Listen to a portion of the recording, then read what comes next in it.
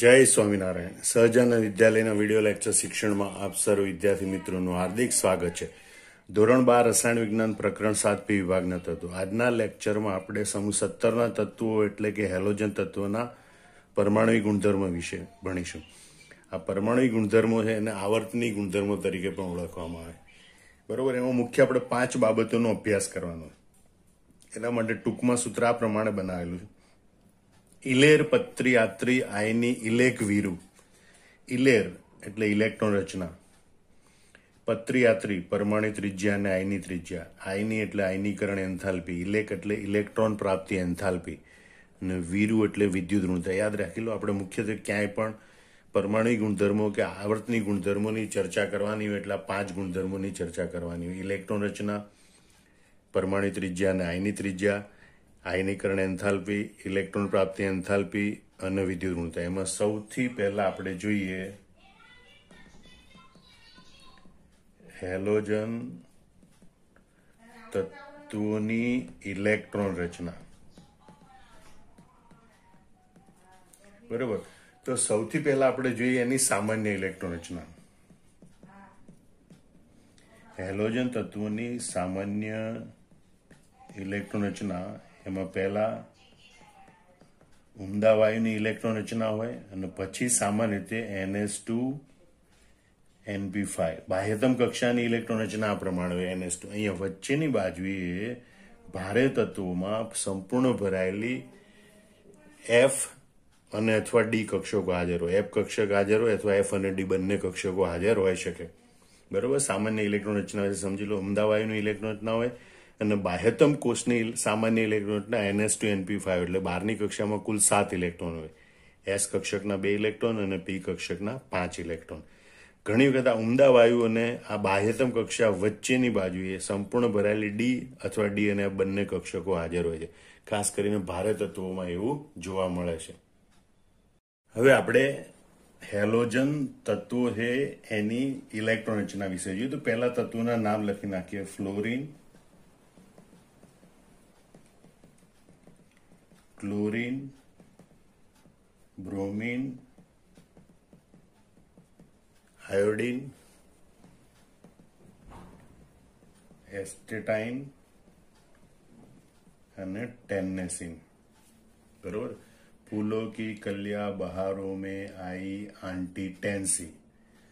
बरोबर. હવે એની સંજ્ઞા લખીએ. પહેલા ફ્લોરિનની સંજ્ઞા F, ક્લોરીનની સંજ્ઞા Cl, બ્રોમીનની સંજ્ઞા Br, આયોડીન સંજ્ઞા I, એસ્ટેટાઇનની સંજ્ઞા At અને ટેન્નેસિનની સંજ્ઞા Ts. હવે એના પરમાણુ ક્રમાંક આપણે લખીએ. બરોબર. ફ્લોરિનનો પરમાણુ ક્રમાંક 9. એમાં 8 ઉમેરી એટલે ક્લોરીનનો પરમાણુ ક્રમાંક થાય 17. એમાં 18 ઉમેરી એટલે બ્રોમીનનો પરમાણુ ક્રમાંક થાય 35. 35 ના ઊંધા કરી નાખો. 18 ઉમેરી તો 53 આવે. આ 35 માં 50 ઉમેરો, કારણ કે 18 આના અને 32 આના, 18 ને 32 50 ઉમેરવાના એટલે 85. એટલે અને ટેન્નેસિનનો પરમાણુ ક્રમાંક થાય 17 માં 100 ઉમેરો એટલો એટલે કે 117. બરોબર. ફ્લોરિનનો પરમાણુ ક્રમાંક 9, ક્લોરીનનો પરમાણુ ક્રમાંક 17, બ્રોમીનનો પરમાણુ ક્રમાંક 35, આયોડીનનો પરમાણુ ક્રમાંક 53, એસ્ટેટિનનો પરમાણુ ક્રમાંક 85, ટેન્નેસિનનો પરમાણુ ક્રમાંક 117. હવે આ બધા તત્વોની ઇલેક્ટ્રોન રચના લખતા પહેલા એ બધા તત્વોમાં આગળ ઉમદા વાયુની સંપૂર્ણ ઇલેક્ટ્રોન રચના લખવાની હોય. બરોબર. Helium, neon, argon, krypton, xenon, radon. Helium, neon, argon, krypton, xenon, radon. આ પ્રમાણે. હવે તમારે જે ઇલેક્ટ્રોન રચના યાદ રાખવાની છે એના પહેલા યાદ રાખવાનું તમારે sp પછી યાદ રાખવાનું dsp, પછી યાદ રાખવાનું ફેંકુ dsp. બરોબર. હવે ફ્લોરિન એ બીજા આવર્તનું તત્વ એટલે બાહ્યતમ કોષ 2 હોય એટલે અહીંયા 2s2 2p5 એટલે ફ્લોરિનની ઇલેક્ટ્રોન રચના helium complete 2s2 2p5. Chlorine એ ત્રીજા આવર્તનું તત્વ છે. બાહ્યતમ કોષ ત્રીજો હોય અને માટે ક્લોરીનની ઇલેક્ટ્રોન રચના neon complete 3s2 3p5. Bromine એ ચોથા આવર્તનું તત્વ છે, એટલે એનો બાહ્યતમ કોષ ચોથો એટલે એની બાહ્યતમ કોષની ઇલેક્ટ્રોન રચના 4s2 4p5. પણ એમાં અંદરની બાજુએ ડી કક્ષક 3d કક્ષક સંપૂર્ણ ભરેલી હોય. આમ બ્રોમીનની ઇલેક્ટ્રોન રચના argon complete 3d10 4s2 4p5 થાય. બરોબર. આયોડિન પાંચમા આવર્તનું તત્વ એટલે બાહ્યતમ કોષની ઇલેક્ટ્રોન રચના 5s2 5p થાય. પણ એમાં અંદરની 4d કક્ષક સંપૂર્ણ ભરાયેલી હોય.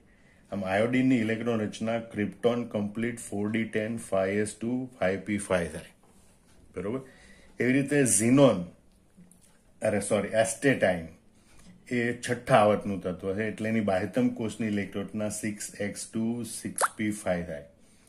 પણ અંદરની બાજુ 5d કક્ષક અને 4f કક્ષક સંપૂર્ણ ભરાયેલી હોય, 4f14 5d10.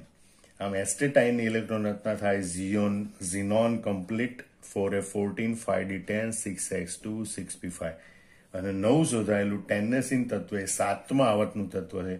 બાહ્યતમ કોષની ઇલેક્ટ્રોન રચના 7 7p5 થાય. અંદરની બાજુ 6d કક્ષક અને 5f કક્ષક સંપૂર્ણ ભરાયેલી હોય, 5f14 6d10. અને માટે ટેન્નેસિનની ઇલેક્ટ્રોન રચના થાય radon complete 5f14 6d10 7s2 7p5. આમ તમારે આમ પણ યાદ રાખવાનું, આ બીજા આવર્તનું તત્વ એટલે 2s2 2p5, ત્રીજા આવર્તનું તત્વ એટલે 3s2 3p5, ચોથા આવર્તનું તત્વ એટલે 4s2 4p5, પાંચમા આવર્તનું તત્વ એટલે 5s2 5p5. બરોબર. પહેલા બે તત્વમાં અંદર કોઈ કક્ષક હોતી નથી. ત્રીજા અને ચોથા તત્વના અંદરની બાજુ 3d અને 4d કક્ષક હોય. બરોબર. અને છઠ્ઠા અને સાતમા આવર્તના એટલે કે પાંચમા અને છઠ્ઠા તત્વમાં અંદરની બાજુ f અને d કક્ષકો આવેલી હોય. તો આવી રીતે તમારે આની સંપૂર્ણ ઇલેક્ટ્રોનને યાદ રાખવાની, 2-3 વાર લખી અને એની પ્રેક્ટિસ કરી લેવાની. MCQ તરીકે ખાસ કરીને આની ઇલેક્ટ્રોન રચનાઓ તમને પૂછી શકે છે. બીજો પરમાણ્વીય ગુણધર્મ અથવા આવર્તનીય ગુણધર્મ છે પરમાણ્વીય ત્રિજ્યા અને આયની ત્રિજ્યા. પત્રી યાત્રી બોલે તો પરમાણ્વીય ત્રિજ્યા અને આયની ત્રિજ્યા. તો હેલોજન તત્વો મહત્તમ અસરકારક કેન્દ્રીય ધનવીજભાર ધરાવે છે. એના કારણે તેમના અનુવર્તી આવર્તોમાં સૌથી ઓછી પરમાણ્વીય ત્રિજ્યા ધરાવે. દાખલા તરીકે બીજા આવર્તમાં ફ્લોરિનની ત્રિજ્યા સૌથી ઓછી, ત્રીજા આવર્તમાં ક્લોરીનની ત્રિજ્યા સૌથી ઓછી, ચોથા આવર્તમાં બ્રોમિનની ત્રિજ્યા સૌથી ઓછી. અનુવર્તી આવર્તોમાં સૌથી ઓછી પરમાણુ ત્રિજ્યા ધરાવે છે. પહેલી લાક્ષણિકતા. બીજું, ફ્લોરિનની પરમાણુ ત્રિજ્યા બીજા આવર્તના અન્ય તત્વોની પરમાણુ ત્રિજ્યા કરતાં ઘણી ઓછી છે. ફ્લોરિનની પરમાણુ ત્રિજ્યા બીજા આવર્તના અન્ય તત્વો કરતાં ઘણી ઓછી. આમ તો જોઈએ તો આવર્ત કોષ્ટકમાં બધા તત્વો કરતાં સૌથી ઓછી પરમાણુ ત્રિજ્યા એ ફ્લોરિન પરમાણુની થાય, કારણ કે આ બાજુથી જતા સૌથી ઓછી અને નીચેથી ઉપર તરફ જતા સૌથી ઓછી. બરોબર. એટલે ફ્લોરિનની પરમાણુ ત્રિજ્યા બીજા આવર્તના અન્ય તત્વોની પરમાણુ ત્રિજ્યા કરતાં ઘણી ઓછી હોય છે. પછી ફ્લોરિનથી આયોડિન તરફ જતા ક્વોન્ટમ આંક વધે, એટલે સંયોજકતા કોષોનો ક્રમ વધે. એના કારણે પરમાણુ ત્રિજ્યા અને આયની ત્રિજ્યા વધે છે. અહીંયા મુખ્ય ક્વોન્ટમ આંક 2 હોય બાહ્યતમ કોષ માટે, સંયોજકતા કોષ માટે 3 હોય, 4 હોય, 5 હોય, એક કોષ ઉમેરાતો જાય અને એટલે પરમાણુ કદ ક્રમશઃ વધતું જાય અને પરિણામે આયની ત્રિજ્યા પણ વધતી જાય છે.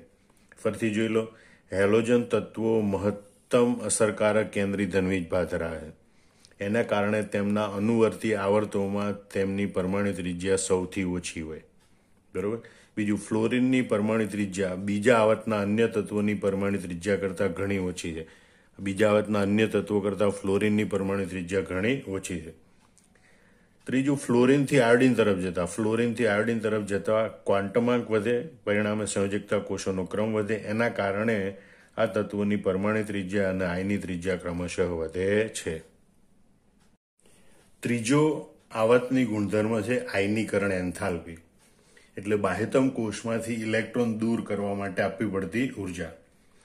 તો સમૂહ 17ના તત્વો છે એનું ઇલેક્ટ્રોન ગુમાવવાનું વલણ ઓછું છે.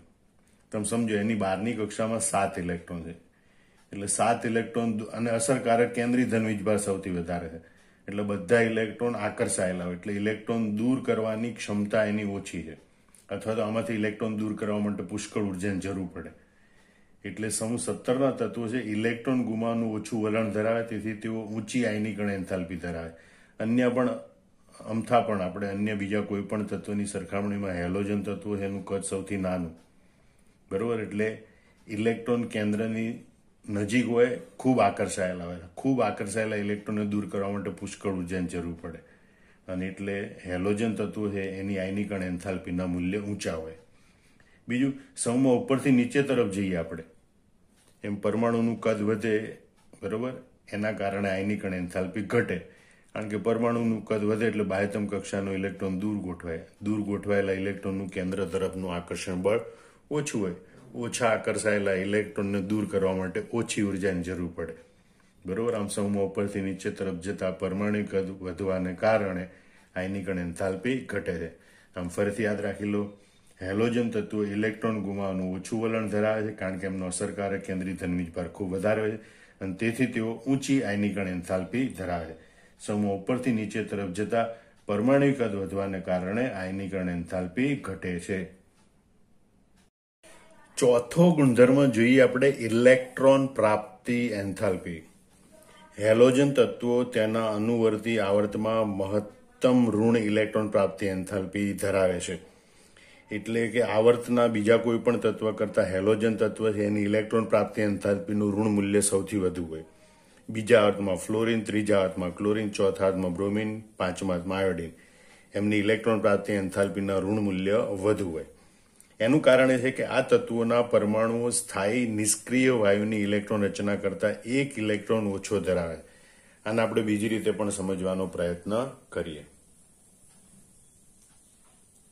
કે ભાઈ ઇલેક્ટ્રોન પ્રાપ્તિ એન્થાલ્પીનું ઋણ મૂલ્ય એ આ બાબત ઉપર આધાર રાખે ઇલેક્ટ્રોન ઉમેરવાની સરળતા.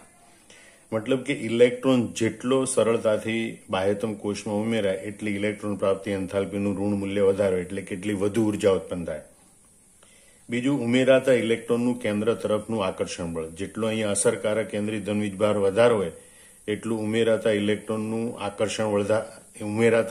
પ્રત્યે એનું આકર્ષણ બળ વધારે હોય, તો એટલી વધુ ઉર્જા ઉત્પન્ન થાય, તો ઇલેક્ટ્રોન પ્રાપ્તિ એન્થાલ્પીનું ઋણ મૂલ્ય વધારે હોય. ત્રીજું છે સંયોજકતા કોષમાં હાજર ઇલેક્ટ્રોન છે એના પ્રત્યેનું અપાકર્ષણ. જો હાજર ઇલેક્ટ્રોનનું આ ઉમેરાતા ઇલેક્ટ્રોન પ્રત્યે અપાકર્ષણ વધારે હોય તો ઇલેક્ટ્રોન મુશ્કેલીથી દાખલ થાય, તો ઇલેક્ટ્રોન પ્રાપ્તિ એન્થાલ્પીનું ઋણ મૂલ્ય ઓછું હોય. પણ જો આ હાજર ઇલેક્ટ્રોન છે એનું અપાકર્ષણ આ ઉમેરાતા ઇલેક્ટ્રોન પ્રત્યે ઓછું હોય તો ઇલેક્ટ્રોન સરળતાથી દાખલ થાય, તો ઇલેક્ટ્રોન પ્રાપ્તિ એન્થાલ્પીનું ઋણ મૂલ્ય વધારે હોય. અને ચોથું છે બનતા ઋણ આયનની સ્થાયીતા. જે ઋણ આયન બને છે એ જો ઝડપથી ઉમદા વાયુ જેવી ઇલેક્ટ્રોન રચના પ્રાપ્ત કરી લેતો હોય, બરોબર, તો એ સ્થાયી બને. અને જેમ ઋણ આયન વધુ સ્થાયી હોય એમ ઇલેક્ટ્રોન પ્રાપ્તિ એન્થાલ્પીનું ઋણ મૂલ્ય વધુ હોય. ઇલેક્ટ્રોન ઉમેરાવાથી બનતો ઋણ આયન એની સ્થાયીતા જેટલી વધુ એટલી ઉત્પન્ન થતી એન્થાલ્પી એટલે કે ઇલેક્ટ્રોન પ્રાપ્તિ એન્થાલ્પીનું ઋણ મૂલ્ય વધુ હોય છે, બરોબર. ફરીથી જોઈ લો, જેટલો ઇલેક્ટ્રોન સરળતાથી ઉમેરાતા ઇલેક્ટ્રોન પ્રત્યે કેન્દ્રનું આકર્ષણ બળ જેટલું વધુ કે હાજર ઇલેક્ટ્રોન પ્રત્યેનું અપાકર્ષણ જેટલું ઓછું એટલું ઇલેક્ટ્રોન પ્રાપ્તિ એન્થાલ્પીનું ઋણ મૂલ્ય વધારે હોય. બનતા ઋણ આયનની સ્થાયીતા જેટલી વધુ એટલું ઇલેક્ટ્રોન પ્રાપ્તિ એન્થાલ્પીનું ઋણ મૂલ્ય વધારે હોય. આમ તમે જો હેલોજન તત્વો છે એની બહારની કક્ષાની ઇલેક્ટ્રોન રચના છે NS2np5. ઉમદા વાયુ જેવી NS2np6 જેવી ઇલેક્ટ્રોન રચના પ્રાપ્ત કરવા માટે એક જ ઇલેક્ટ્રોન ઓછો છે, બરોબર. અને માટે એક ઇલેક્ટ્રોન સરળતાથી મેળવી ઉમદા વાયુ જેવી ઇલેક્ટ્રોન રચના પ્રાપ્ત કરે એટલે સ્થાયી ઋણ આયન પ્રાપ્ત થાય, બરોબર. અને માટે આવર્તના અન્ય કોઈ પણ તત્વ કરતા અનુવર્તી આવર્તના અન્ય કોઈ પણ તત્વ કરતા હેલોજન તત્વો છે એની ઇલેક્ટ્રોન પ્રાપ્તિ એન્થાલ્પીનું ઋણ મૂલ્ય મહત્તમ હોય છે. વળી સૌમાં ઉપરથી નીચે તરફ જતા તત્વોની ઇલેક્ટ્રોન પ્રાપ્તિ એન્થાલ્પી ઓછી ઋણ થતી જાય છે, કારણ કે કદ વધે, અસરકારક કેન્દ્રીય ધનવીજભાર ઘટે, દૂર ઉમેરાતો ઇલેક્ટ્રોનો એના પ્રત્યેનું આકર્ષણ બળ ઘટતું જાય, તો આકર્ષણ બળ ઘટતું જાય તો ઇલેક્ટ્રોન પ્રાપ્તિ એન્થાલ્પીનું ઋણ મૂલ્ય પણ ઘટતું જાય. એટલે સૌમાં ઉપરથી નીચે તરફ જતા ઇલેક્ટ્રોન પ્રાપ્તિ એન્થાલ્પી ઓછી ઋણ થતી જાય છે. હવે આપણે જોઈએ કે ભાઈ આમ જોઈએ તો ફ્લોરિન, ક્લોરિન, બ્રોમિન, આયોડિન એટલે ફ્લોરિન કરતા ક્લોરિનની ઇલેક્ટ્રોન પ્રાપ્તિ એન્થાલ્પીનું ઋણ મૂલ્ય ઓછું હોવું જોઈએ. પણ અપવાદરૂપ ફ્લોરિનની ઇલેક્ટ્રોન પ્રાપ્તિ એન્થાલ્પીનું ઋણ મૂલ્ય સૌથી વધુ હોવાનું એટલે ક્લોરીન કરતા ઓછું છે, બરોબર. એટલે જો કે ફ્લોરિનની અહીં એટલે જ અપવાદરૂપ ઘટનાની વાત કરી, જો કે ફ્લોરિનની ઋણ ઇલેક્ટ્રોન પ્રાપ્તિ એન્થાલ્પી ક્લોરીનની ઋણ ઇલેક્ટ્રોન પ્રાપ્તિ એન્થાલ્પી કરતા ઓછી છે. હકીકતમાં ફ્લોરિનની સૌથી વધુ હોવી જોઈએ. આનું કારણ ફ્લોરિન પરમાણુનું કદ નાનું છે. પરિણામે ફ્લોરિનની સાપેક્ષીય નાની ટૂંકી કક્ષકોમાં પ્રબળ આંતર ઇલેક્ટ્રોની અપાકર્ષણ હોય છે અને તેથી આવનાર ઇલેક્ટ્રોન વધુ આકર્ષણ અનુભવતો નથી. અહીં આકૃતિમાં તમે જોઈ શકો છો કે ભાઈ ફ્લોરિનમાં ઇલેક્ટ્રોન ટૂંકી કક્ષકમાં દાખલ થાય. ટૂંકી કક્ષકમાં 7 ઇલેક્ટ્રોન નજીક ગોઠવાયેલા ઇલેક્ટ્રોન ગીચતા વધારે છે, બરોબર. એટલે ઉમેરાતા ઇલેક્ટ્રોનનું આ આંતર ઇલેક્ટ્રોનની અપાકર્ષણ બળ વધારે હોય, બરોબર. એટલે આવનાર ઇલેક્ટ્રોન છે આ કેન્દ્ર પ્રત્યે વધુ આકર્ષણ અનુભવતો નથી. જ્યારે ક્લોરીનમાં ઇલેક્ટ્રોન 3p કક્ષકમાં દાખલ થાય એટલે ઇલેક્ટ્રોન ગીચતા ઓછી હોય, આવનારો ઇલેક્ટ્રોન સરળતાથી બાહ્યતમ કોષમાં દાખલ થાય અને એટલે ફ્લોરિનની ઇલેક્ટ્રોન પ્રાપ્તિ એન્થાલ્પીનું ઋણ મૂલ્ય સૌથી વધુ હોવું જોઈએ, છતાં એ ક્લોરીન કરતા ઓછું હોય છે. ફરીથી આખી ઘટના આપણે સમજી લઈએ કે હેલોજન તત્વો તેના અનુવર્તી આવર્તમાં મહત્તમ ઋણ ઇલેક્ટ્રોન પ્રાપ્તિ એન્થાલ્પી ધરાવે છે, બરોબર. એનું કારણ એ છે કે તત્વોના પરમાણુઓ સ્થાયી નિષ્ક્રિય વાયુની ઇલેક્ટ્રોન રચના કરતા એક ઓછો ઇલેક્ટ્રોન ધરાવે છે. અહીંયા બીજા કારણ પણ કયા આપી શકાય? કારણ કે તેમનો અસરકારક કેન્દ્રીય ધન વીજભાર વધારે હોય છે. ઉપરાંત એક ઇલેક્ટ્રોન ઉમેરાવાથી બનતો ઋણ આયન છે એની સ્થાયીતા વધારે હોય છે, બરોબર. અને માટે હેલોજન તત્વો છે એની ઋણ ઇલેક્ટ્રોન પ્રાપ્તિ એન્થાલ્પી મહત્તમ હોય છે. બીજું, સમૂહ ઉપરથી નીચે તરફ જતા પરમાણુ કદ વધે એમ ઇલેક્ટ્રોન પ્રાપ્તિ એન્થાલ્પી ઓછી ઋણ થતી જાય છે. અપવાદરૂપ ઘટના છે કે ફ્લોરિનની ઋણ ઇલેક્ટ્રોન પ્રાપ્તિ એન્થાલ્પી સૌથી વધુ હોવી જોઈએ, પરંતુ ફ્લોરિનની ઋણ ઇલેક્ટ્રોન પ્રાપ્તિ એન્થાલ્પી ક્લોરીનની ઋણ ઇલેક્ટ્રોન પ્રાપ્તિ એન્થાલ્પી કરતા ઓછી હોય છે. આનું કારણ ફ્લોરિન પરમાણુનું ખૂબ નાનું કદ છે. પરિણામે ફ્લોરિનની સાપેક્ષીય નાની ટૂંકી કક્ષકમાં ઇલેક્ટ્રોન એટલા ગીચતાથી ગોઠવાયેલા હોય અને એટલે પ્રબળ આંતર ઇલેક્ટ્રોનની અપાકર્ષણ હોય છે. ઇલેક્ટ્રોન વચ્ચેનું સાપેક્ષ અપાકર્ષણ પ્રમાણમાં ટૂંકી કક્ષકમાં વધારે હોય અને તેથી આવનાર નવો ઉમેરાતો ઇલેક્ટ્રોન છે એ વધુ આકર્ષણ અનુભવી શકતો નથી. માટે ફ્લોરિનની ઋણ ઇલેક્ટ્રોન પ્રાપ્તિ એન્થાલ્પી ક્લોરીનની ઋણ ઇલેક્ટ્રોન પ્રાપ્તિ એન્થાલ્પી કરતા ઓછી હોય છે. પાંચમો આવર્તની ગુણધર્મ અથવા તો પરમાણવી વલણ છે વિદ્યુત ઋણતા. આયનીકરણ એન્થાલ્પીની જેમ જ અહીંયા પણ આવર્તના અન્ય કોઈ પણ તત્વો કરતા હેલોજન તત્વો છે એની વિદ્યુત ઋણતા સૌથી ઊંચી હોય છે, કારણ કે અસરકારક કેન્દ્રીય ધન વીજભાર વધારે હોય છે. એટલે એમ કહેવાય કે હેલોજન તત્વો એ ઊંચી વિદ્યુત ઋણતા ધરાવે છે. વળી સમૂહમાં ઉપરથી નીચે તરફ જતા વિદ્યુત ઋણતા ઘટે છે અને ફ્લોરિન એ આખા આવર્ત કોષ્ટકમાં સૌથી વધુ વિદ્યુત ઋણતા ધરાવતું તત્વ છે. ફ્લોરિનની વિદ્યુત ઋણતા 4.0 છે. ત્યાર પછી ક્લોરીનની વિદ્યુત ઋણતા 3.2, બ્રોમિનની વિદ્યુત ઋણતા 3.0 અને આયોડિનની વિદ્યુત ઋણતા 2.7 છે. આમ જોઈ લો કે આવર્તના અન્ય કોઈ પણ તત્વો કરતા હેલોજન તત્વો એની વિદ્યુત ઋણતા સૌથી ઊંચી હોય, એટલે કે હેલોજન તત્વો એ ખૂબ ઊંચી વિદ્યુત ઋણતા ધરાવે છે. વળી હેલોજન તત્વોમાં સમૂહમાં ઉપરથી નીચે તરફ જતા વિદ્યુત ઋણતા ઘટે છે. ફ્લોરિન એ આવર્ત કોષ્ટકમાં સૌથી વધુ વિદ્યુત ઋણતા ધરાવતું તત્વ છે, બરાબર. ફ્લોરિનની વિદ્યુત ઋણતા 4.0, તો ક્લોરીનની 3.2, બ્રોમિનની 3.0 અને આયોડિનની 2.7 એટલી વિદ્યુત ઋણતા હોય છે. આમ આ બધા પરમાણુ ગુણધર્મો બરોબર મોઢે કરી નોટબુકમાં લખી લેવાના. જય સ્વામિનારાયણ.